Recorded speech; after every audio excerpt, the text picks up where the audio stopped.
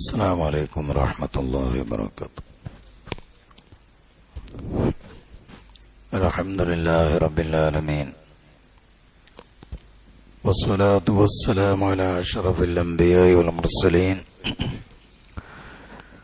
وعلى آله وصحبه أجمعين. أما بعد. നാലാമത്തെ ക്ലാസ് അതുകൊണ്ട് അല്ലേ? അപ്പൊ ഇതുവരെ കഴിഞ്ഞ ക്ലാസ്സുകളിലൊക്കെ നമ്മൾ ക്ലാസ്സുമായി ബന്ധപ്പെട്ട ചോദ്യങ്ങൾ ഗ്രൂപ്പിൽ അയച്ചിട്ടുണ്ട്. അതിന് ഉത്തരങ്ങൾ എഴുതിയ ഒരുപാട് ആളുകളുണ്ട്. അതില് നറുക്കെടുപ്പിലൂടെയാണ് നമ്മൾ 1-2 സ്ഥാനങ്ങൾ നിർണയിക്കുന്നത്. ഇവിടെ അധികവും വിതരണം ചെയ്യുന്നത് ഇസ്ലാമിക പുസ്തകങ്ങളാണ്. ആ പുസ്തകങ്ങൾ നമ്മൾ വായിക്കണം. കേവലം അത് വാങ്ങി കൊണ്ടുപോയി സൂക്ഷിച്ചാൽ പോരാ, അത് വായിച്ച് പഠിക്കുക കൂടി വേണം. ഇനി നിങ്ങൾക്ക് നൽകുന്ന പുസ്തകത്തെ അടിസ്ഥാനപ്പെടുത്തി തന്നെ ഒരു ക്വിസ് മത്സരം നടത്തണമെന്ന് ആലോചിക്കണം. വായിക്കണ്ടോന്ന് അറിയണമല്ലോ.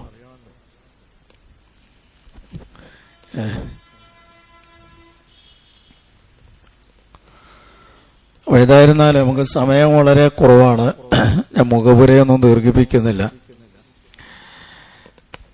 നബി സല്ലല്ലാഹു അലൈഹി വസല്ലമയുടെ ജനനം മുതൽക്കുള്ള വിഷയങ്ങളാണ് ഇനി നമുക്ക് ശ്രദ്ധിക്കാനുള്ളത്. എല്ലാ പ്രവാചകന്മാരുടെയും വംശപരമ്പര അത് ഉന്നതമായ പരമ്പരയായിരിക്കും എന്ന് ഹദീസുകളിൽ നിന്ന് മനസ്സിലാക്കാൻ കഴിയുന്ന കാര്യമാണ്. ഇമാം ബുഖാരി റഹിമഹുല്ലാ ഉദ്ധരിക്കുന്ന ഒരു ഹദീസിൽ ഹിറക്കൽ ചക്രവർത്തി അബൂ സുഫിയാൻ റളിയല്ലാഹു അൻഹു മുശ്രിക്കായിരുന്ന കാലത്ത് അദ്ദേഹത്തോട് ചില ചോദ്യങ്ങൾ ചോദിക്കുന്നുണ്ട്. അത് നമ്മൾ ഈ ക്ലാസ്സിൽ പലപ്പോഴും പറഞ്ഞിട്ടുണ്ട്. അത് നമ്മുടെ ചരിത്ര പഠനത്തിലെ എപ്പോഴും ആവശ്യമായി വരുന്ന ഒരു ഹദീസാണ്. ഏതുപോ ഹുദൈബിയ സന്ധി എന്നുള്ള ചരിത്ര വർഷം പറയുമ്പോഴും അവിടെയും അത് ആവശ്യമായി വരും. അപ്പൊ ഇവിടെ വംശപരമ്പരയുമായി ബന്ധപ്പെട്ട് ഹിറക്കൽ ചക്രവർത്തി മഹാനായ അബൂ സുഫിയാൻ റളിയല്ലാഹു അൻഹുവിനോട് ചോദിക്കുന്നത്, നിങ്ങളുടെ കൂട്ടത്തിൽ ഇപ്പോൾ രംഗപ്രവേശം ചെയ്തിട്ടുള്ള ആ പ്രവാചകന്റെ നസബ് എങ്ങനെയാണ്? വംശം ഏത് വംശത്തിൽപ്പെട്ട ആളാണ്? ഉന്നതമായ വംശമാണോ അതോ അല്ലേ എന്ന് ചോദിക്കുന്നുണ്ട്. അപ്പോൾ അബൂ സുഫിയാൻ റളിയല്ലാഹു അൻഹു പറയുന്നത് അദ്ദേഹം ഉന്നതമായ വംശത്തിൽ പിറന്ന ആളാണ്. അപ്പോ ഹിറക്കൽ ചക്രവർത്തി പറയുന്നുണ്ട്, ലോകത്ത് കടന്നു വന്ന നബിമാരെല്ലാം അങ്ങനെയാണ്. അവരുടെ വംശപരമ്പര ആ സമുദായത്തിലെ ഉന്നതമായ പരമ്പരയായിരിക്കും എന്ന് പറയുന്നുണ്ട്. അപ്പൊ ഹിറക്കൽ ചക്രവർത്തിക്ക് ഇത് പറയാൻ കഴിയുന്നത് അദ്ദേഹം വേദഗ്രന്ഥങ്ങൾ പഠിച്ച ആളാണ്. മുൻ വേദഗ്രന്ഥങ്ങൾ പഠിച്ച് അതില് നല്ല പരിജ്ഞാനമുള്ള ആളായിരുന്നു. ഇനി നബി സല്ലല്ലാഹു അലൈഹി വസല്ലമയുടെ തന്നെ ഹദീസിൽ നമുക്ക് കാണാം, നബിയുടെ പരമ്പര അത് ശ്രേഷ്ഠമായിരുന്നു എന്ന് ബോധ്യപ്പെടുത്തുന്ന ഇമാം മുസ്ലിം റഹിമഹുല്ലാ ഉദ്ധരിക്കുന്ന ഹദീസാണ്. റസൂലുള്ളാഹി സ്വല്ലല്ലാഹു അലൈഹി വസല്ലമ പറയുകയാണ്, ഇന്നല്ലാഹ അസ്സ വജല്ല ഇസ്തഫാ കിനാന മിൻ വുൽദി ഇസ്മായിൽ. ഇസ്മായിൽ നബി അലൈഹിസ്സലാമിന്റെ സന്തതികളിൽ നിന്നും അള്ളാഹു കിനാന എന്ന ഗോത്രത്തെ തെരഞ്ഞെടുത്തു, അവർക്ക് പ്രത്യേകത നൽകി. വസ്തഫാ ഖുറൈശം മിൻ കിനാന, കിനാന ഗോത്രത്തിൽ നിന്ന് പിന്നെ ഖുറൈശികളെ തെരഞ്ഞെടുത്തു. വസ്തഫാ മിൻ ഖുറൈശിൻ ബനി ഹാഷിം, ഖുറൈശികളുടെ കൂട്ടത്തിൽ നിന്ന് ബനു ഹാഷിം എന്ന് പറയുന്ന ഒരു വിഭാഗമുണ്ട്, അവർക്കാണ് ഭിന്ന ശ്രേഷ്ഠതയുള്ളത്. വസ്തഫാനി മിൻ ബനി ഹാഷിം, ബനു ഹാഷിമിൽ നിന്നാണ് അള്ളാഹ് എന്നെ തെരഞ്ഞെടുത്തിട്ടുള്ളത്. അപ്പൊ അതാണ് അതിന്റെ ഷറഫ്. ബനു ഹാഷിമാണ് നബി സല്ലല്ലാഹു അലൈഹി വസല്ലമയുടെ നസബ് എന്ന് പറയുന്നത്. അത് ഉന്നതമാണ് എന്ന് ഈ ഹദീത്തിൽ നിന്ന് തന്നെ പറയുന്നു. ഇസ്തഫാദനെ തെരഞ്ഞെടുക്കുക എന്നാണ്. നബി സല്ലല്ലാഹു അലൈഹി വസല്ലമയെ നമ്മൾ മുസ്തഫ എന്ന് പറയാറുണ്ട്. മുസ്തഫാദനെ തെരഞ്ഞെടുക്കപ്പെട്ട ആൾ എന്നാണ് അർത്ഥം. തെരഞ്ഞെടുക്കപ്പെട്ട ആൾ എന്നാണ് മുസ്തഫ എന്ന് പറഞ്ഞ വാക്കിനർത്ഥം. ഇതാണ്.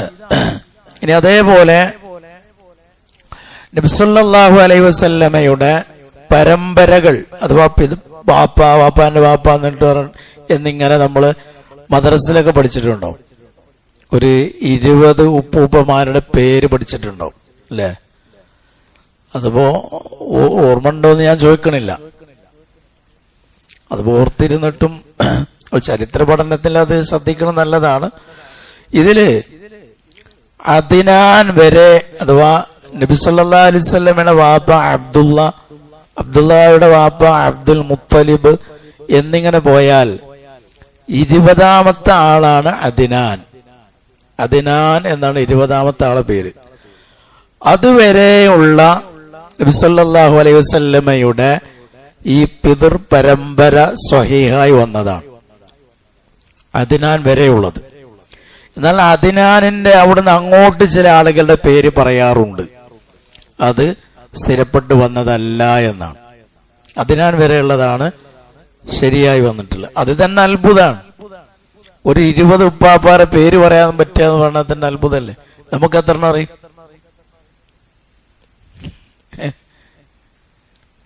എനിക്ക് എന്റെ വല്ലിപ്പാന്റെ പേര് കഴിഞ്ഞാൽ പിന്നെ അറിയില്ല. നിങ്ങൾക്കൊക്കെ അങ്ങനെ തന്നെ ആയിരിക്കും എന്നാ തോന്നുന്നു. അത് അത്ഭുതമാണ്. 5 ഷാഫിഖ് ചാക്ക 5 അറിയെന്ന് പറയുന്നത്. അപ്പൊ അത് അത്ഭുതമാണ്. അത് വളരെ അപൂർവേ ഉണ്ടാവുള്ളൂ. ഇത് എഴുത്തും വായനയൊന്നും ഇല്ലാത്ത കാലാണ്. നബി സല്ലല്ലാഹു അലൈഹി വസല്ലം ജനിക്കണ കാലം എഴുത്തും വായനയൊന്നുമില്ല. ആ കാലത്ത് പോലും ഇങ്ങനെ 20 ഉപ്പാപ്പമാരുടെ പേര് കൃത്യമായി കുറ്റമറ്റ രീതിയിൽ കിട്ടുക എന്ന് പറയുന്നത് അത്ഭുതമാണ്.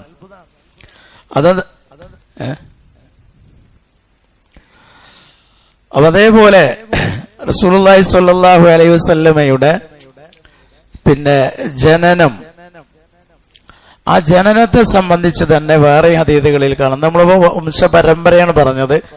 ഇനി റസൂലുള്ളാഹി സ്വല്ലല്ലാഹു അലൈഹി വസല്ലമയുടെ ജനനത്തെ സംബന്ധിച്ച്, നബിയുടെ ജനനത്തെ കുറിച്ച് പല അന്ധവിശ്വാസങ്ങളുമുണ്ട്. ഒന്ന്, നബി സല്ലല്ലാഹു അലൈഹി വസല്ലമ മഖ്തൂനായിട്ടാണ് ജനിച്ചത്. മഖ്തൂൻ എന്നാൽ ചേലാകർമ്മം ചെയ്യപ്പെട്ട ആളായിട്ടാണ് ജനിച്ചത് എന്നാണ്. അത് മൗലിദ് കിതാബിലൊക്കെ കാണാം. ഉലിദ മഖ്തൂനൻ, ചേലാകർമ്മം ചെയ്യപ്പെട്ട ആളായിട്ടാണ് നബി. ജനിക്കുമ്പോൾ തന്നെ അങ്ങനെയാണ് എന്ന് നബിയെ കുറിച്ച് പറയുന്നുണ്ട്. അതല്ല, ജിബ്രീൽ അലൈഹിസ്സലാമാണ് നബി സല്ലല്ലാഹു അലൈഹി വസല്ലമയുടെ ചേലാകർമ്മം നിർവഹിച്ചത് എന്നാണ് മറ്റൊരു അഭിപ്രായം പറയുന്നത്. മൂന്നാമത്തെ അഭിപ്രായം പറയുന്നത് ഇതൊന്നുമല്ല, അറബികൾക്കിടയില് മുമ്പേ ഈ ചേലാകർമ്മം എന്ന് പറയുന്ന ഈ ഒരു പിന്നെ സമ്പ്രദായം അങ്ങനെ ചെയ്യുക എന്നുള്ളത് അറബികൾക്കിടയിൽ പതിവാണ്. നബി വരുന്നതിന് മുമ്പ് തന്നെ അങ്ങനെ ഉണ്ട്.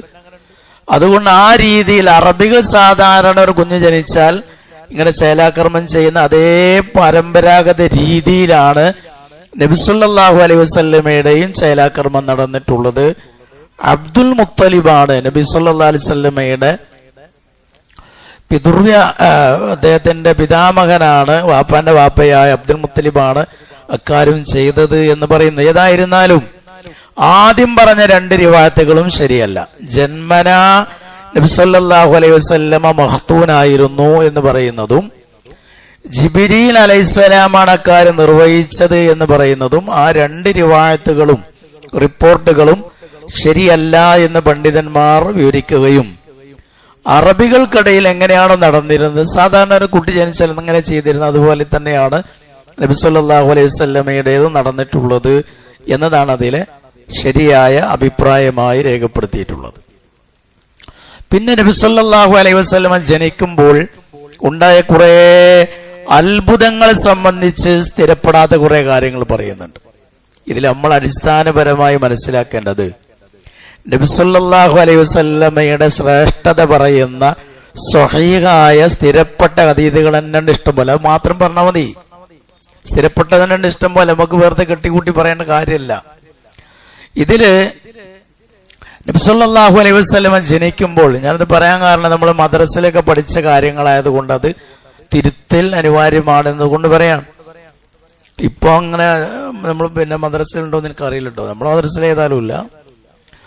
കിസ്റ കൈസർ അവർ ഞെട്ടിവിറച്ചു അല്ലേ, അങ്ങനെയാണ് മദ്രസ പാഠപുസ്തകത്തിൽ ഉണ്ടായത്. ഞെട്ടിവിറച്ചു, ഇർത്തിജാസ് കിസ്റ കൈസർ. അതേപോലെ അവർ ആരാധിച്ചിരുന്ന തീ അടഞ്ഞുപോയി എന്ന് പറയാറുണ്ട്. അതുപോലെ സാവാ തടാകം വറ്റി വരണ്ടു, ലോകത്തുള്ള ബിംബങ്ങളെല്ലാം തലകുത്തി വീണു. ഇതൊക്കെ നബി സല്ലല്ലാഹു അലൈഹി വസല്ലമ ജനിച്ചപ്പോഴുണ്ടായ അത്ഭുതങ്ങളായി പറയപ്പെടുന്ന കാര്യങ്ങളാണ്. ഇതൊന്നും സ്വഹീഹായി വന്നതല്ല എന്ന് നമ്മൾ പറയുന്നതല്ല.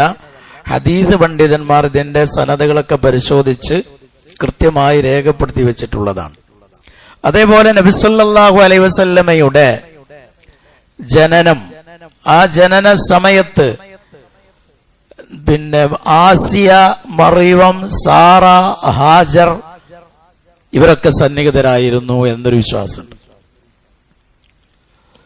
ഇത്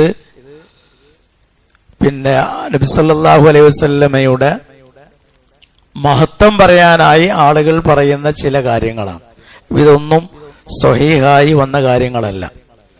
പിന്നെ റസൂലുള്ളാഹി സ്വല്ലല്ലാഹു അലൈഹി വസല്ലമയുടെ പേര്, നബിക്ക് പേരിട്ടത് അബ്ദുൽ മുത്തലിബാണ്. മുഹമ്മദ് എന്ന് പേരിട്ടത് അബ്ദുൽ മുത്തലിബാണ്. നബിക്ക് വേറെയും പേരുകളുണ്ട്, വിശേഷണങ്ങൾ വേറെയുമുണ്ട്. മുഹമ്മദ് എന്ന് പറഞ്ഞാൽ സ്തുതിക്കപ്പെട്ടവൻ എന്നാണ്, സ്തുതിക്കപ്പെടുന്നവൻ എന്നും പറയാം. അതാണ് ഒരു പേര്.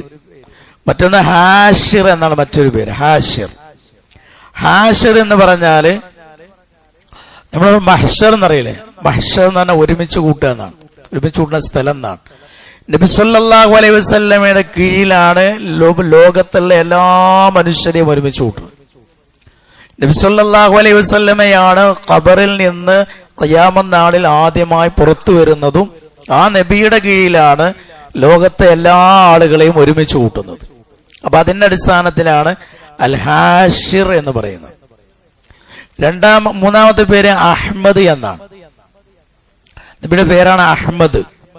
അത് ഖുർആനിൽ തന്നെ വന്നതാണ്. സൂറത്ത് സഫിൽ അല്ലാഹു തആല പറഞ്ഞിട്ടുണ്ട്, റസൂലുള്ളാഹി സ്വല്ലല്ലാഹു അലൈഹി വസല്ലമയുടെ പേരായിട്ട് ഈസാ നബി അലൈഹിസ്സലാം സന്തോഷവാർത്ത അറിയിക്കുന്ന ഒരു ആയത്ത് വരുന്നുണ്ട്. സൂറത്ത് സഫിലെ 6-ാമത്തെ ആയത്ത്, വഇദ് ഖാല ഈസ ഇബ്നു മറിയം എന്ന് തുടങ്ങുന്ന വമുബശ്ശിറൻ ബിറസൂലിൻ യഅതി മിൻ ബഅദി ഇസ്മുഹു അഹ്മദ്. ഈസാ അലൈഹിസ്സലാം പറയാണ്, എനിക്ക് ശേഷം അഹമ്മദ് എന്ന പേരിൽ ഒരു റസൂൽ വരും. ഖുർആൻ പറഞ്ഞതാണ്. അഹമ്മദ് എന്നുള്ളത് നബിയുടെ ഒരു പേരാണ്. പിന്നെ നബി സല്ലല്ലാഹു അലൈഹി വസല്ലമയുടെ മറ്റൊരു പേരാണ് മാഹി എന്ന് പറഞ്ഞാൽ, മാഹി എന്ന് പറഞ്ഞാൽ മായ്ച്ച കളയുക എന്നാണ്. ഞാൻ കാരണമായി അല്ലാഹു സുബ്ഹാനഹു വ തആല ഭൂമുഖത്തിൽ നിന്ന് മിക്ക ഭാഗങ്ങളിൽ നിന്നും കുഫറിനെ അല്ലാഹു തആല മായ്ച്ചു കളയും. അപ്പൊ എന്റെ പ്രബോധനം ഇസ്ലാം വഴി കുഫർ കുറെ ഇല്ലാതെ, പൂർണ്ണമായി ഇല്ലാതാവും എന്നല്ല പറഞ്ഞത്, ഏറെക്കുറെ ഇല്ലാതെയാവും. കുഫർ എന്നും ഉണ്ടാവും. പിന്നെ ആഖിബ് എന്നാണ് മറ്റൊരു പേര്, ആഖിബ്. ആഖിബ് എന്ന് പറഞ്ഞാൽ അവസാനത്തെ ആള് എന്നാണ്. അഥവാ എനിക്ക് ശേഷം ഒരു നബി ഇല്ല. ഇങ്ങനെ 5 പേരുകൾ റസൂലുള്ളാഹി സ്വല്ലല്ലാഹു അലൈഹി വസല്ലമയുടേത് ഹദീസിൽ വന്നിട്ടുണ്ട്. റസൂലുള്ളാഹി തന്നെ പറഞ്ഞതാണ്, ലീ ഖംസത്തു അസ്മാ, എനിക്ക് 5 പേരുകൾ ഉണ്ട് എന്ന് പറഞ്ഞിട്ട് റസൂലുള്ളാഹി സ്വല്ലല്ലാഹു അലൈഹി വസല്ലമ നമ്മെ പഠിപ്പിച്ചിട്ടുള്ളതാണ് ഈ 5 പേരുകൾ. അതേപോലെ റസൂലുള്ളാഹി സ്വല്ലല്ലാഹു അലൈഹി വസല്ലമയുടെ മാതാവ് ആമിന, അവരും ഉന്നതമായ ഒരു വംശത്തിൽ പിറന്നവരാണ്. ആമിന ബിന്ത് വഹബ് എന്നാണ് അവരുടെ, വഹബ് എന്നാണ് വാപ്പാന്റെ പേര്. അവരും ഉന്നതമായ കബീലയിൽപ്പെട്ട ആൾ തന്നെയാണ്. ഇവിടെ റസൂലുള്ളാഹി സ്വല്ലല്ലാഹു അലൈഹി വസല്ലമ തന്റെ ജനനവുമായി ബന്ധപ്പെട്ട് പറഞ്ഞിട്ടുള്ള ഇതുമായി ബന്ധപ്പെട്ട് റസൂലുള്ള പറഞ്ഞിട്ടുള്ള ഒരു കാര്യം, അന ദഅവതു അബി ഇബ്രാഹിം, ഞാൻ എന്റെ പിതാവ് ഇബ്രാഹിം നബി അലൈഹി ഇസ്ലാമിന്റെ പ്രാർത്ഥനയുടെ ഫലമാണ്. അദ്ദേഹം പ്രാർത്ഥിച്ചിട്ടുണ്ട് ഇങ്ങോട്ട് നബി വരണം. അതാണ് നമ്മൾ പിന്നെ നമ്മളെ ക്ലാസിന്റെ വിഷയം കൊടുത്തപ്പോ ഇബ്നു ഇബ്രാഹിം എന്ന് കൊടുത്തത്. അപ്പൊ ആളുകൾ ചോദിക്കുന്നത് ഇസ്മായിൽ നബിനെ കുറിച്ചാണോ ഇന്നത്തെ ക്ലാസ്? ഇസ്മായിൽ നബിനെ കുറിച്ചല്ല, ഇബ്രാഹിമിന്റെ പുത്രൻ എന്ന്, ഞാൻ എന്റെ വാപ്പയാണ് ഇബ്രാഹിം എന്ന് നബി സല്ലല്ലാഹു അലൈഹി വസല്ലം തന്നെ പറഞ്ഞിട്ടുണ്ട്. അന ദഅവതു അബി ഇബ്രാഹിം, ഞാൻ എന്റെ പിതാവ് ഇബ്രാഹിം നബിയുടെ പ്രാർത്ഥനയുടെ ഫലമാണ്.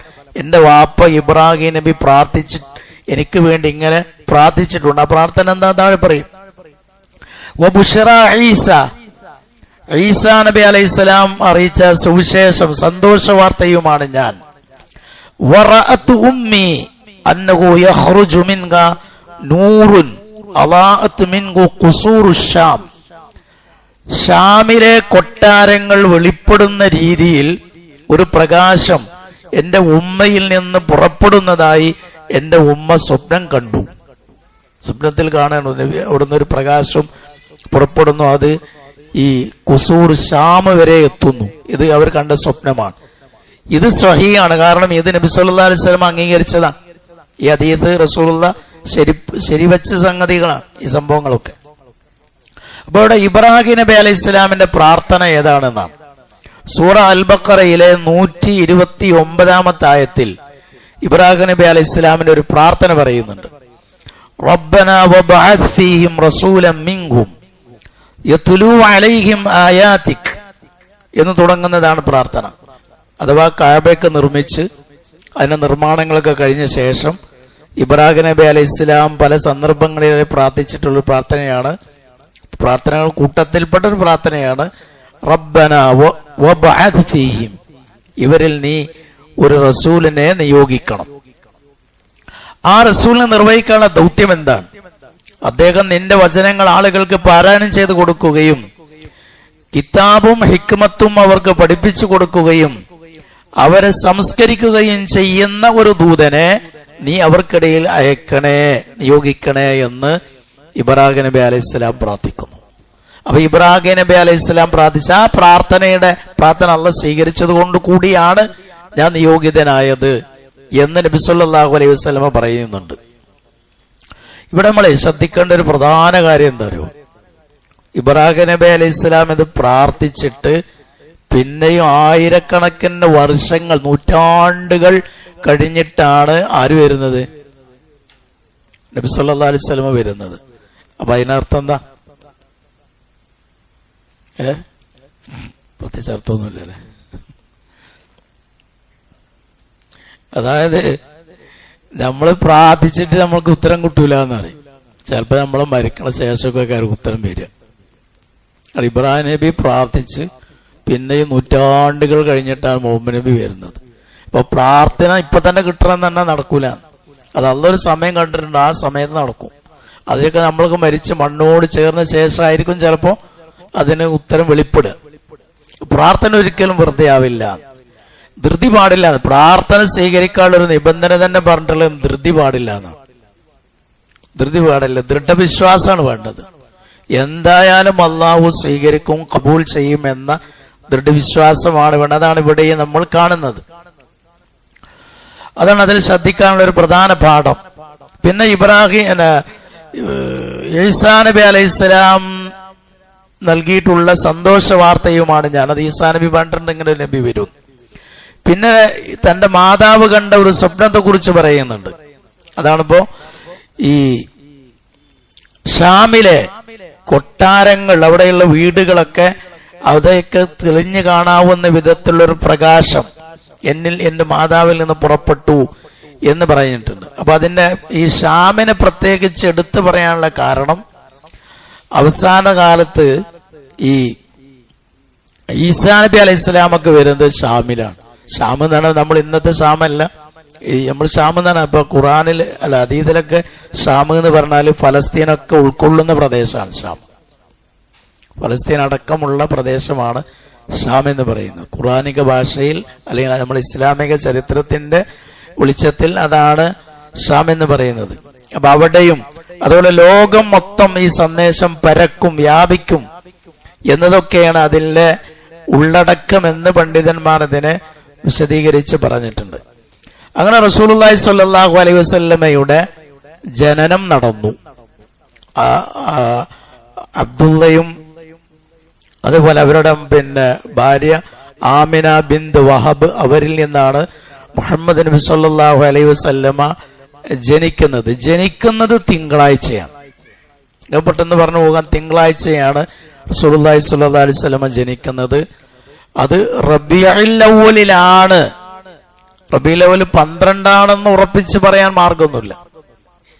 നമ്മുടെ ആളുകൾ റബീഉൽ അവ്വൽ 12 തന്നെയാണെന്ന് ഉറപ്പിച്ച് നടക്കുന്നുണ്ട്. അത് ഉറപ്പിക്കാൻ കൃത്യമായ രേഖയില്ല. അത് പല അഭിപ്രായങ്ങളുണ്ട്. അതിലൊരു അഭിപ്രായം മാത്രമാണ് റബീഉൽ അവ്വൽ 12 എന്നുള്ളത്. അത് 8 9 എന്നൊക്കെ മൗലിദ് കിതാബ് തന്നെ പറയുന്നുണ്ട്. നബി സല്ലല്ലാഹു അലൈഹി വസല്ലമ ജനിച്ച ദിവസത്തിൽ അതിന്റെ ദിവസം, ഡേറ്റ്, ഇതിലൊക്കെ അഭിപ്രായ വ്യത്യാസങ്ങളുണ്ട്. മൗലിദ് കിതാബ് തന്നെ പറയുന്നുണ്ട്. എന്നാൽ റസൂലുള്ളാഹിയുടെ വഫാത്ത് അത് റബീഉൽ അവ്വൽ 12 കാര്യത്തിൽ ഒരു സംശയവുമില്ല. നബി സല്ലല്ലാഹു അലൈഹി വസല്ലമ ജനിച്ചു കഴിഞ്ഞപ്പോ പിന്നീട് റസൂലുള്ളാഹി സ്വല്ലല്ലാഹു അലൈഹി വസല്ലമക്ക് തന്റെ വാപ്പയുടെ സംരക്ഷണം ഏതായാലും കിട്ടിയില്ല. വാപ്പ റസൂലുള്ളാഹി സ്വല്ലല്ലാഹു അലൈഹി വസല്ലമ ജനിക്കുന്നതിന് മുമ്പ് തന്നെ മരണപ്പെട്ടു പോയി. അദ്ദേഹം ഈ ഷാമിലേക്ക് കച്ചവടത്തിന് പോയതായിരുന്നു. ഷാം അറബികളുടെ ഒരു പ്രധാന കച്ചവട കേന്ദ്രമാണ് അന്ന് ഷാം. അപ്പൊ അദ്ദേഹം കച്ചവട ആവശ്യാർത്ഥം ഷാമിലേക്ക് പോയി. തിരിച്ചു വരുമ്പോ മദീനയിൽ വെച്ച് അദ്ദേഹം മരണപ്പെട്ടു. അന്ന് മദീന എന്ന് പേരൊന്നുമില്ല. അന്ന് മദീന, അന്ന് അതിന്റെ പേര് യസ്രിബ് എന്നാണ്. അപ്പൊ മദീനയിൽ വെച്ച് അദ്ദേഹം മരണപ്പെട്ടു. അവിടെ തന്നെ മറമാടി.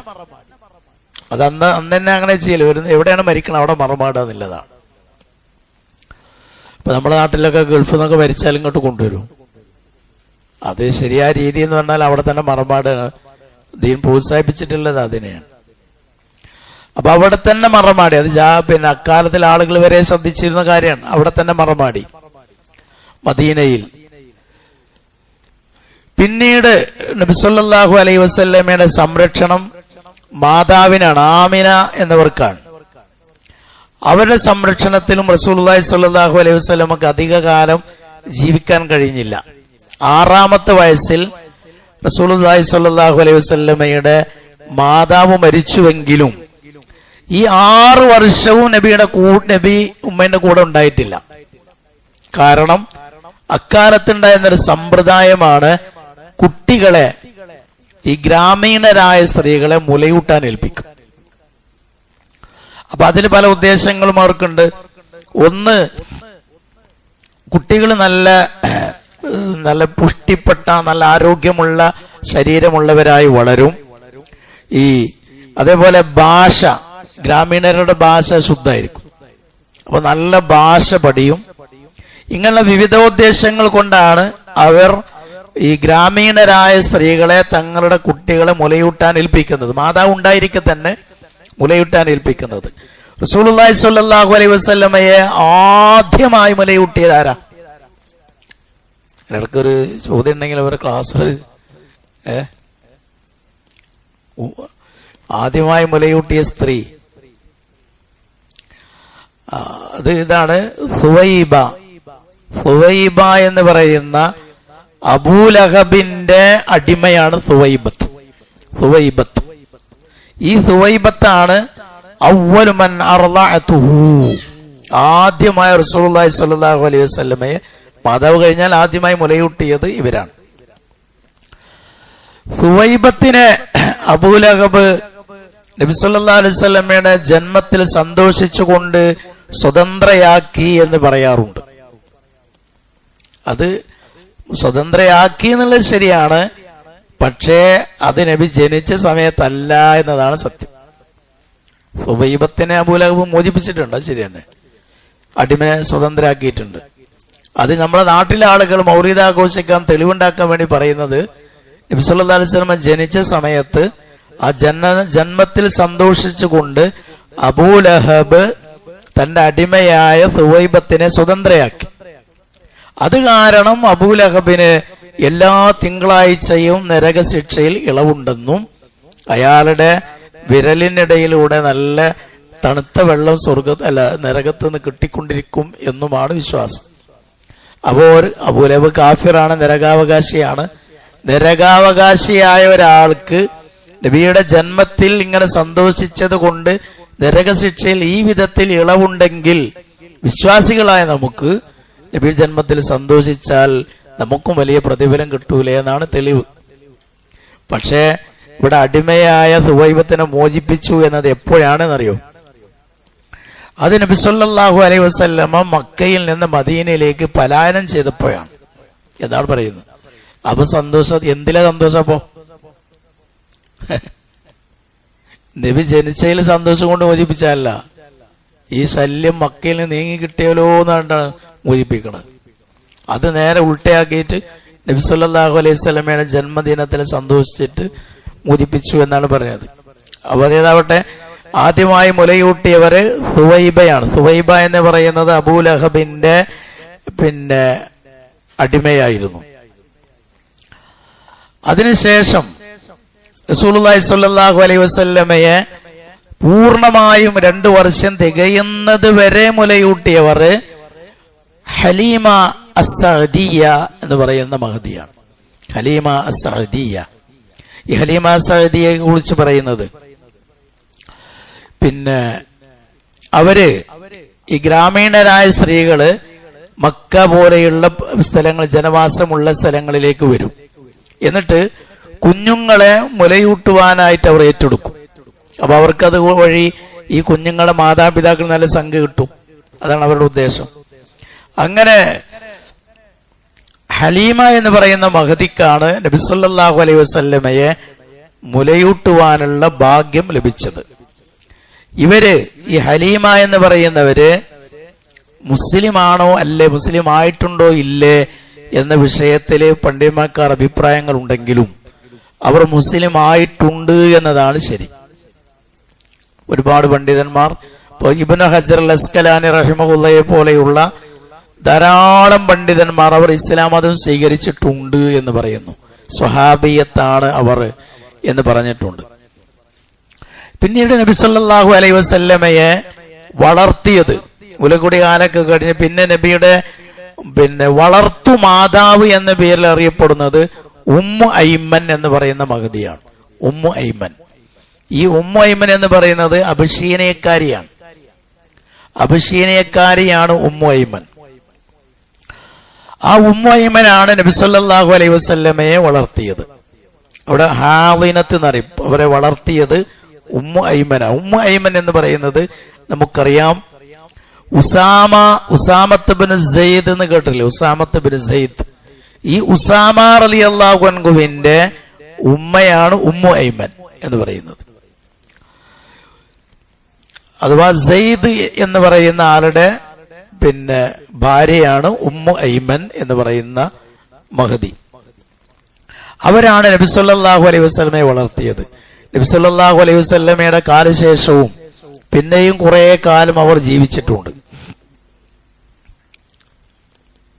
ഉമ്മു ഐമൻ എന്ന് പറയുന്ന മഹദി നബി സല്ലല്ലാഹു അലൈഹി വസല്ലമയുടെ കാലശേഷവും കുറെ ജീവിച്ചു. അപ്പൊ നബിയുടെ ജനനങ്ങൾ നമ്മൾ പരിശോധിച്ചാല് റസൂലുള്ളാഹി സ്വല്ലല്ലാഹു അലൈഹി വസല്ലമ ഇസ്മായിൽ നബി അലൈഹിസ്സലാമിന്റെ പരമ്പരയിലാണ് വരുന്നത് എന്ന് മനസ്സിലാവും. അതാണ് അന ദഅവതു അബി ഇബ്രാഹിം എന്ന് പറഞ്ഞത്. അപ്പൊ ഇസ്മായിൽ നബിയുടെ പരമ്പരയിലാണ് വരുന്നത് എന്നത് കൂടെ അതിൽ ചേർത്ത് നമ്മൾ മനസ്സിലാക്കേണ്ടുന്ന കാര്യമാണ്.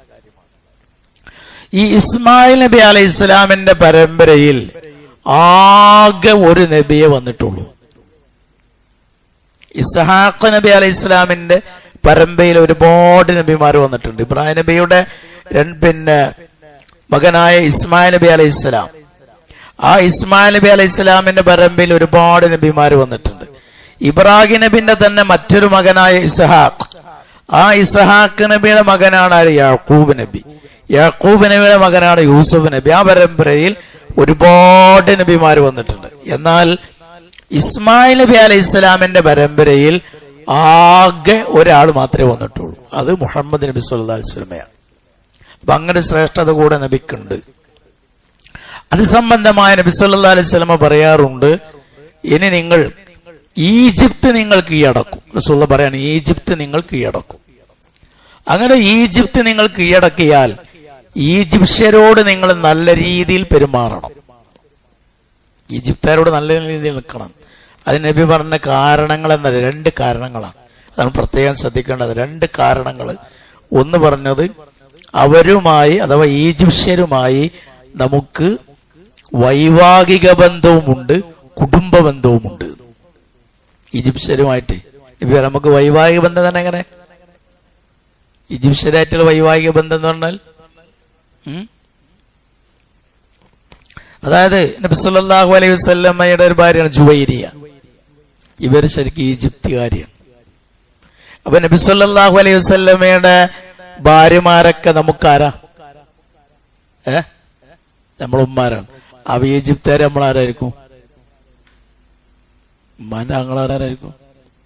അമ്മാവന്മാരാണ്. ഈജിപ്തിന് നമ്മളമ്മ. അവരോട് നല്ല രീതിയിൽ നിൽക്കണം. ഈ ഗൾഫിൽ പോയി പരിചയമുള്ളവർക്ക് ഈജിപ്തുകാരോട് നല്ല നിൽക്കാൻ ശരിക്കുണ്ട്. ഈജിപ്ഷ്യരുടെ സ്വഭാവം അത് നോക്കണ്ട. നബി സല്ലല്ലാഹു അലൈഹി വസല്ലം പറഞ്ഞ അവരോട് നിങ്ങൾ നല്ല രീതിയിൽ വർത്തിക്കണം എന്ന് പറഞ്ഞിട്ടുണ്ട്. അപ്പൊ നബിക്ക് അവരുമായി വൈവാഹിക ബന്ധമുണ്ട്. അതാണ് ഒന്ന് നബി പറഞ്ഞത്. 2, നിങ്ങൾക്ക് അവർക്കുമായിട്ട് കുടുംബ ബന്ധമുണ്ട്. കുടുംബ ബന്ധം എന്ന് പറയുന്നത് ഇസ്മായിൽ നബിന്റെ ആരായിരിക്കും? ഇങ്ങനെ നോക്കുമ്പോ പിതാക്കളങ്ങനെ പോയി നോക്കുമ്പോ നബിന്റെ ഉപ്പാൻ അങ്ങനെ പോവല്ലോ. ഇസ്മായിൽ നബിന്റെ പറമ്പിലേ വരുന്നത്. അപ്പൊ നബിയുടെ ഉപ്പയായിട്ട് വരും. അപ്പൊ ആ നിലക്ക് നോക്കുമ്പോ കുടുംബമല്ലേ. അവര് ബന്ധം എന്നാണ് 2-3 നിലക്ക് വരും. ഒന്ന് കുടുംബ ബന്ധം, മറ്റൊന്ന് രക്തബന്ധം, വൈവാഹിക ബന്ധം, പിന്നെ അടിമ എന്ന നിലക്ക് അടിമ ഉടമയും തമ്മിലുള്ള ബന്ധം ഉണ്ടാവും. അപ്പൊ ഈ 2 ബന്ധങ്ങളും ഈജിപ്ഷ്യരുമായി നിങ്ങൾക്കുണ്ട്. അതുകൊണ്ട് അവരുമായി നല്ല രീതിയിൽ വർത്തിക്കണമെന്നും കൂട്ടത്തിൽ റസൂലുള്ളാഹി സ്വല്ലല്ലാഹു അലൈഹി വസല്ലമ പഠിപ്പിച്ചിട്ടുണ്ട്. നമുക്ക് ഇതാ പിന്നെ ഹലീമ റളിയല്ലാഹു അൻഹയുടെ ജീവിതത്തിലേക്ക് തന്നെ മടങ്ങാം. ഈ ഹലീമയുടെ കൂടെ റളിയല്ലാഹു അൻഹ അവരുടെ കൂടെ നബി സല്ലല്ലാഹു അലൈഹി വസല്ലമ താമസിക്കുന്ന സമയത്താണ് റസൂലുള്ളാഹി സ്വല്ലല്ലാഹു അലൈഹി വസല്ലമയുടെ ഈ ഹൃദയം പിളർന്ന സംഭവം ഉണ്ടാകുന്നത്. ഹൃദയം പിളർന്ന സംഭവം ഉണ്ടാകുന്നത് അവരുടെ കൂടെ നബി സല്ലല്ലാഹു അലൈഹി വസല്ലമ കഴിയുന്ന കാലത്താണ്.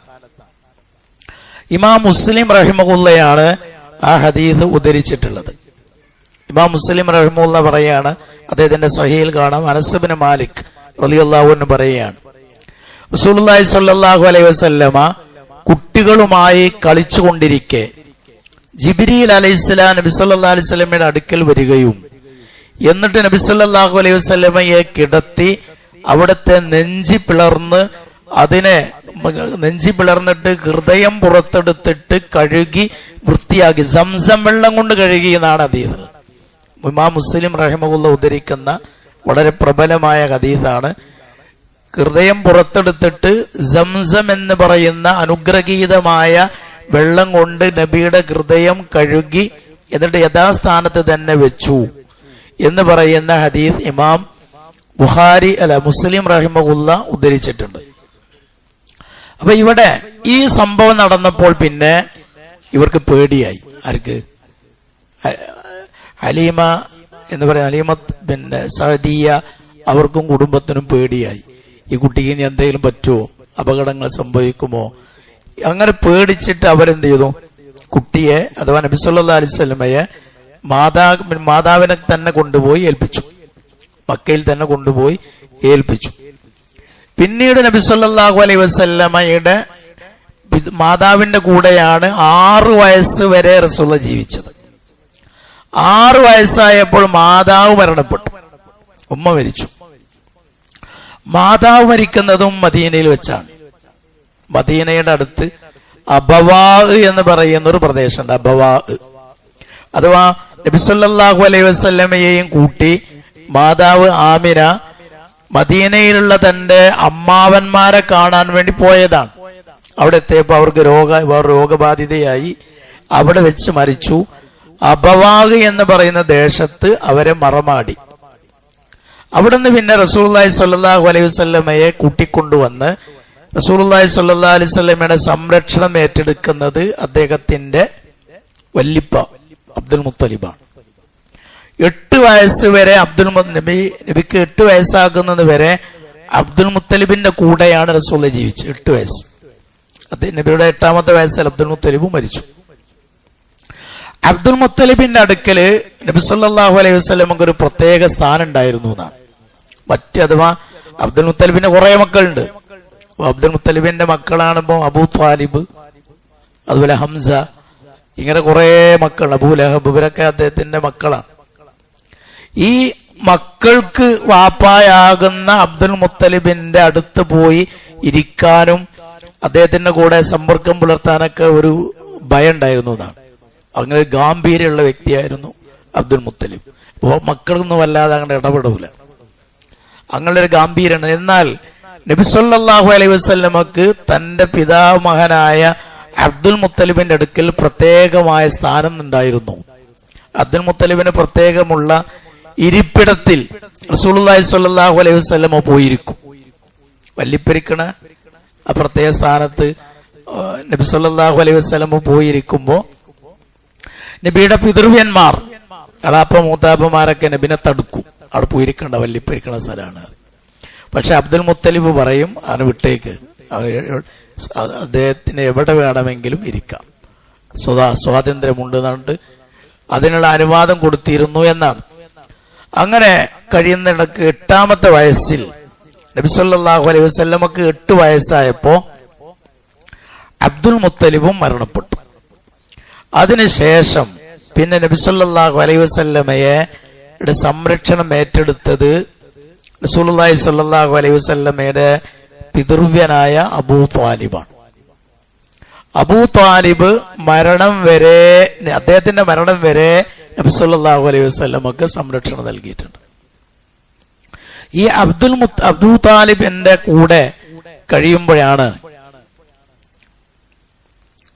നബി സല്ലല്ലാഹു അലൈഹി വസല്ലമ ആടിനൊക്കെ മേക്കാൻ പോയിരുന്നത്. ആടിനെ മേക്കാൻ പോയിരുന്ന റസൂലുള്ളാഹി സ്വല്ലല്ലാഹു അലൈഹി വസല്ലം, അതിനെക്കുറിച്ച് റസൂലുള്ളാഹി പറയുന്നത്, ഈ അബൂ താലിബ് എന്ന് പറയുന്ന ഈ വ്യക്തി അദ്ദേഹം വലിയ സാമ്പത്തിക ശേഷിയുള്ള ആളായിരുന്നില്ല, ധനം കുറഞ്ഞ ആളാണ്. അതുകൊണ്ട് ഈ പിതൃവ്യന്റെ എളാപ്പയുടെ സാമ്പത്തിക ഞെരുക്കം അത് പരിഹരിക്കാൻ വേണ്ടി നബി സല്ലല്ലാഹു അലൈഹി വസല്ലം അദ്ദേഹത്തിന്റെ ഒരു എളാപ്പാക്ക് ഒരു ആശ്വാസമാകട്ടെ എന്ന് വിചാരിച്ച് കൂലിക്ക് വേണ്ടി ആടിന് മേക്കാൻ പോയിരുന്നു. ആടിന് വെച്ചിട്ട് കിട്ടുന്ന കൂലി എളാപ്പാക്ക് കൊണ്ടുവന്ന് കൊടുക്കും, അദ്ദേഹത്തിന്റെ ഒരു ആശ്വാസം എന്ന നിലക്ക്. അത് നബി സല്ലല്ലാഹു അലൈഹി വസല്ലം പറയുന്നത്, റസൂൽ തന്നെ പറയുന്ന ഇമാം ബുഖാരി റഹിമഹുല്ലാഹ് ഉദ്ധരിക്കുന്ന ഹദീസിൽ കാണാം, മാ ബഅസല്ലാഹു നബിയ്യൻ ഇല്ലാ റഅഅൽ ഗനം. അല്ലാഹു സുബ്ഹാനഹു വ തആല ഈ ലോകത്തേക്ക് നിയോഗിച്ചിട്ടുള്ള സകല നബിമാരും ആടിന് മേച്ചിട്ടുണ്ട്. ആടിന് മേക്കാത്തൊരു നബിയില്ല. അപ്പൊ ആടിന് മേക്കുന്നത് നമ്മൾ എതിരൊന്നുമല്ല. ആടിന് മേച്ച് നടക്കുക എന്നുള്ളത് അതിനെ നമ്മൾ എതിർക്കേണ്ട കാര്യമില്ല, നമ്മൾ എതിർക്കാറുമില്ല. അപ്പൊ സ്വഹാബികൾ നബിനോട് ചോദിച്ചു, എല്ലാ നബിമാരും ആടിനെ മേച്ചിരുന്നു എന്ന് ചോദിച്ചപ്പോ സ്വഹാബികൾ റസൂലുള്ളാഹി സ്വല്ലല്ലാഹു അലൈഹി വസല്ലമയോട് ചോദിച്ചു,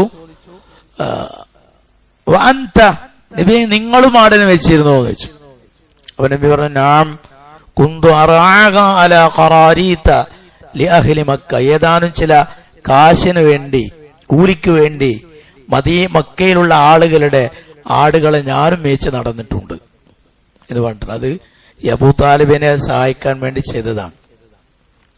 അതിന് ചെറുപ്പത്തിൽ നബി സല്ലല്ലാഹു അലൈഹി വസല്ലമയെ അബൂ താലിബ് സംരക്ഷിച്ചു എന്ന് പറഞ്ഞല്ലോ, അതിനൊരു പ്രത്യുപകാരം എന്ന നിലക്കാണ് പിന്നീട് നബി സല്ലല്ലാഹു അലൈഹി വസല്ലമ അബൂ താലിബിന്റെ മകനായ അലി റളിയല്ലാഹു അൻഹുവിനെ നബി സംരക്ഷിച്ചത്.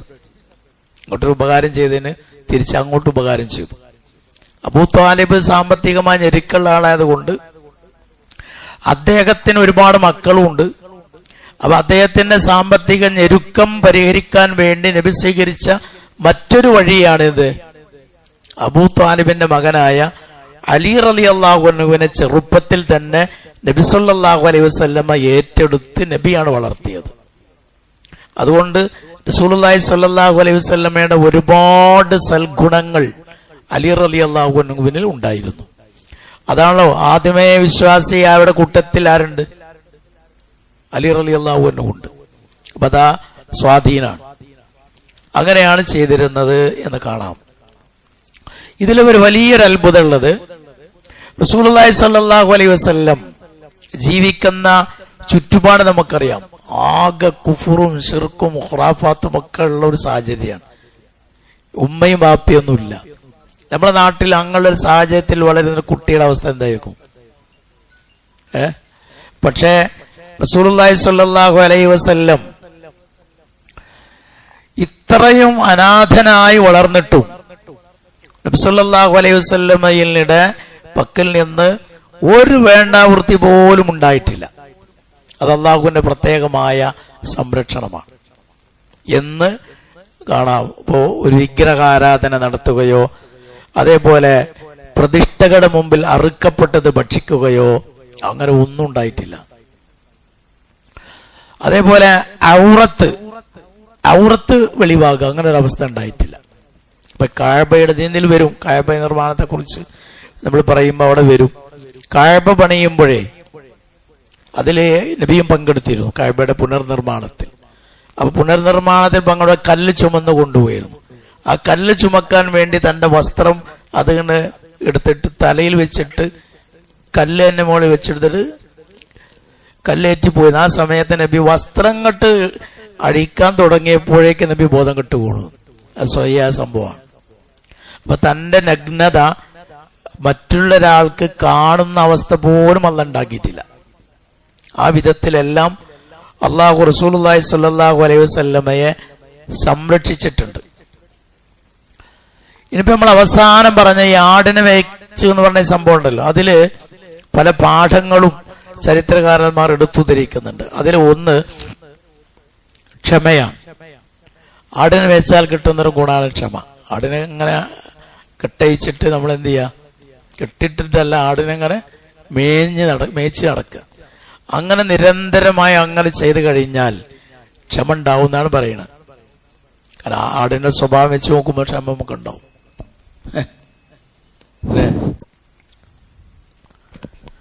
നബി സല്ലല്ലാഹു അലൈഹി വസല്ലം ആടിനെ മേച്ചു എന്ന് പറയുന്ന ഈ ഹദീസിൽ നിന്ന് പല പാഠങ്ങളും ചരിത്രകാരന്മാർ പറയുന്നുണ്ട്.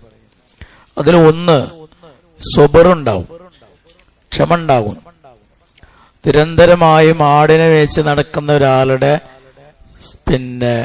സ്വഭാവത്തിൽ ക്ഷമക്ക് വലിയ സ്ഥാനം ഉണ്ടാവും. ക്ഷമ എന്നുള്ള അദ്ദേഹത്തിന്റെ ഒരു പ്രകൃതമായി മാറും എന്നതാണ് അതിന്റെ ഒരു പാഠമായി പറയുന്നത്.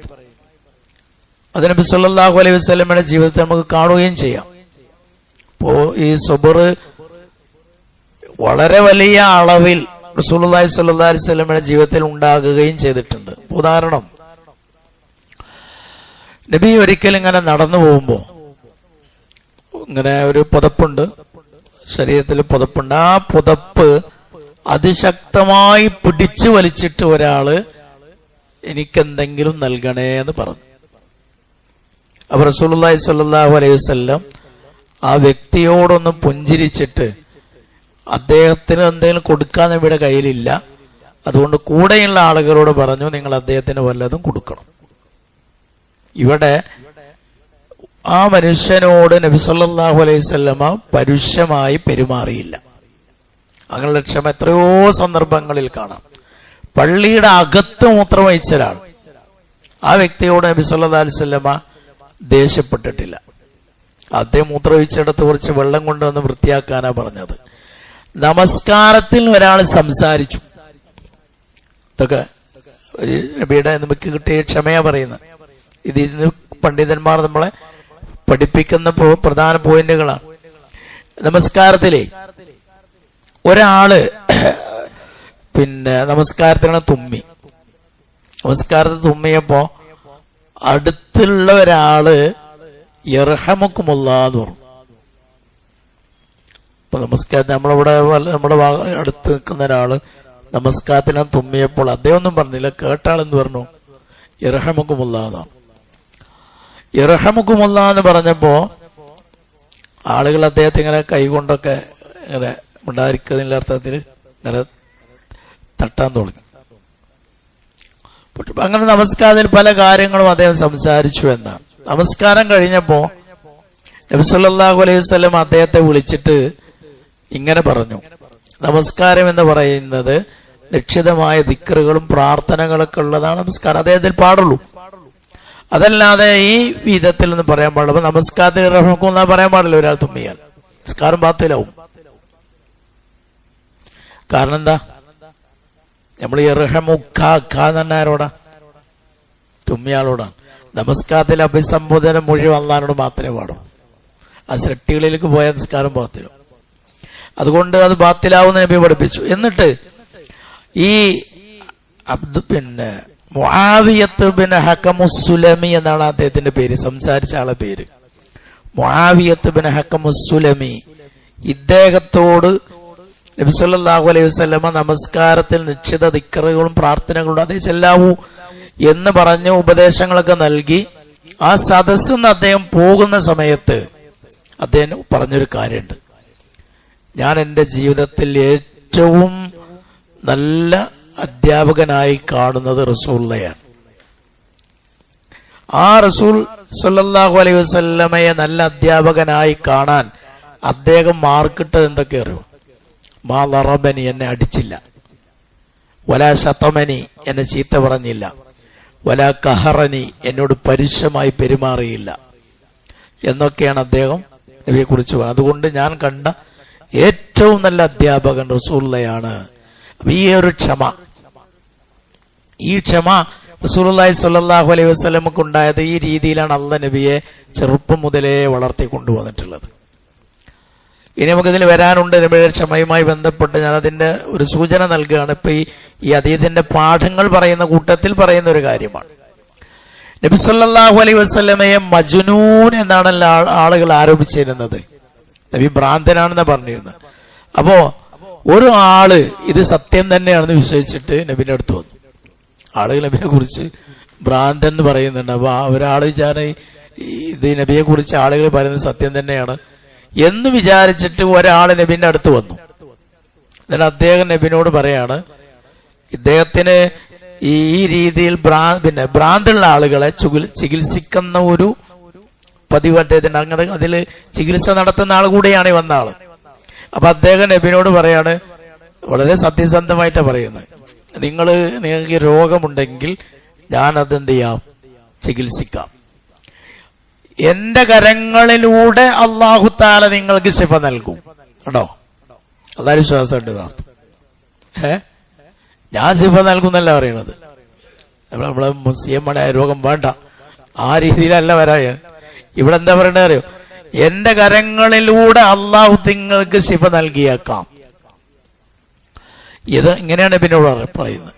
അപ്പൊ നബി സല്ലല്ലാഹു അലൈഹി വസല്ലം അദ്ദേഹത്തിന് പറയാനുള്ളത് മുഴുവനും കേട്ടുന്നു, ക്ഷമാപൂർവം കേട്ടു നിന്നിട്ട് കഴിഞ്ഞോ എന്ന് ചോദിച്ചു. വളരെ മാന്യമായിട്ട് നിങ്ങൾക്ക് പറയാനുള്ളതൊക്കെ കഴിഞ്ഞോ എന്ന് ചോദിച്ചാൽ അതെ കഴിഞ്ഞു എന്ന് പറഞ്ഞപ്പോ നബി ആകെ അവിടെ ചെയ്തത് എന്താ അറിയോ? നമ്മൾ ഈ ഖുത്ബയുടെ മുമ്പൊക്കെ പറയുന്ന ഇതുണ്ടല്ലോ, ഹംദ് സ്വലാത്തൊക്കെ, ഇന്നൽ ഹംദലില്ലാഹി നഹ്മദുഹു വനസ്തഈനുഹു എന്ന് പറഞ്ഞിട്ടുള്ള അത് അതിൽ ആയത്തില്ല. അതില് വഷ്ഹദു അന്ന മുഹമ്മദൻ അബ്ദുഹു വറസൂലുഹു എന്ന് പറയുന്ന അതാണ് ചൊല്ലിക്കൊടുത്തു നബി. ഇത്രയല്ലേ?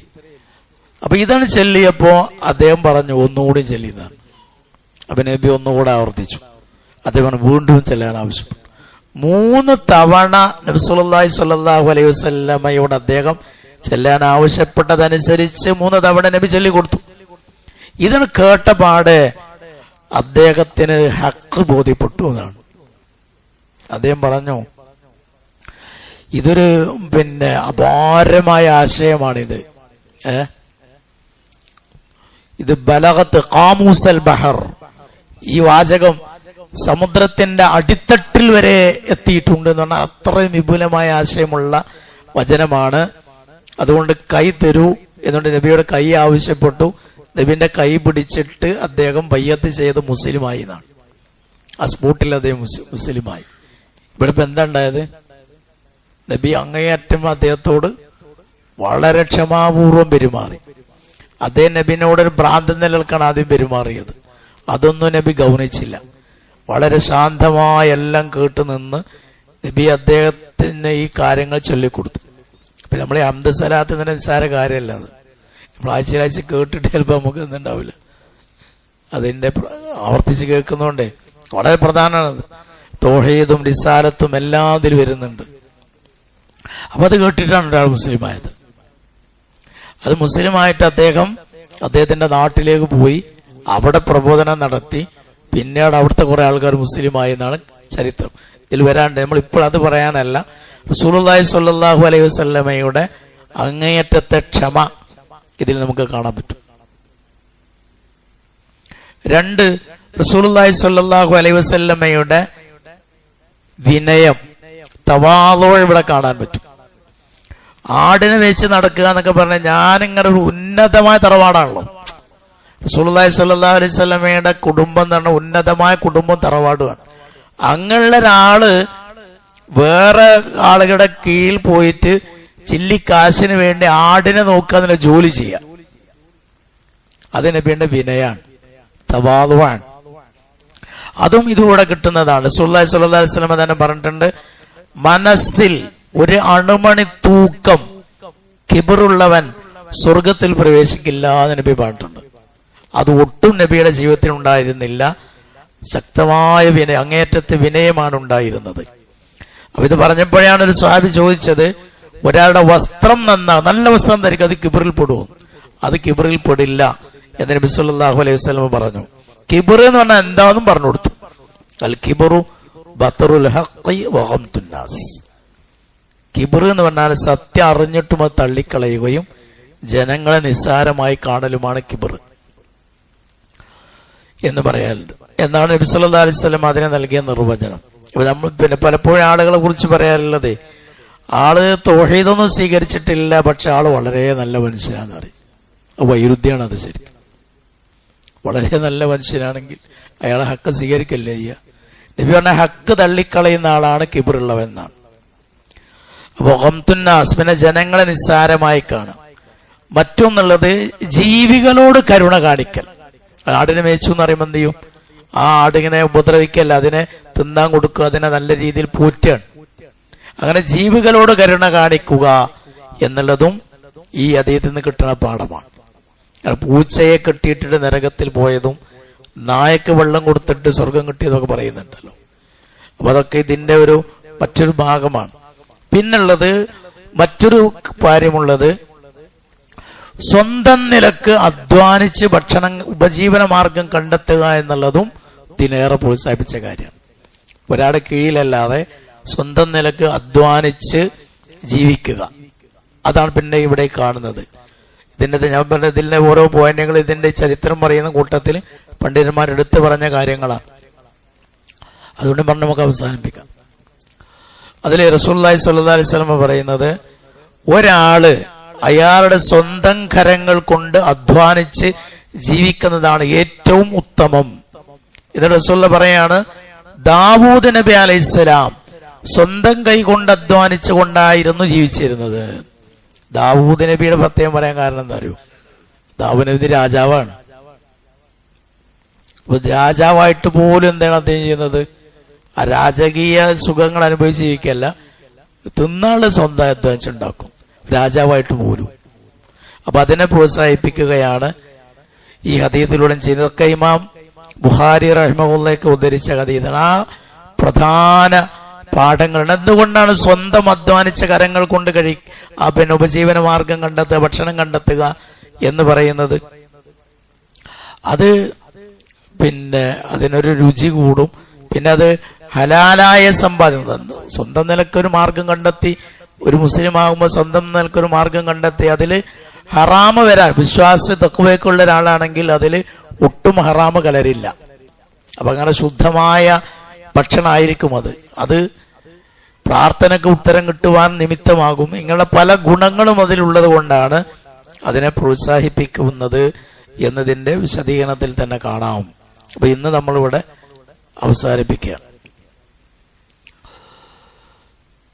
ഇനി നമുക്കിത് പിന്നെ റസൂലുള്ളാഹി സ്വല്ലല്ലാഹു അലൈഹി വസല്ലമയെ നബിയാക്കുന്നതിന് മുമ്പ് വേറെയും ചില സംരക്ഷണങ്ങളും റസൂലുള്ളാഹിയുടെ ജീവിതത്തിൽ പിന്നെ പ്രവാചകത്വം കിട്ടുന്നതിന് മുമ്പ് നടന്നിട്ടുള്ള ചില സുപ്രധാനമായ ചില സംഭവങ്ങളുണ്ട്. നബി കച്ചവടം ചെയ്തതും അതുപോലെ നാട്ടിലെ പിന്നെ പ്രശ്നങ്ങളിൽ ഇടപെട്ടതും എന്ന് തുടങ്ങിയ ചില കാര്യങ്ങളുണ്ട്. അതാണ് അടുത്ത ക്ലാസ്സിൽ നമുക്ക് പഠിക്കാനുള്ളത്. ഇന്നിപ്പോൾ നമ്മൾ തൽക്കാലം ഇവിടെ അവസാനിപ്പിക്കാം.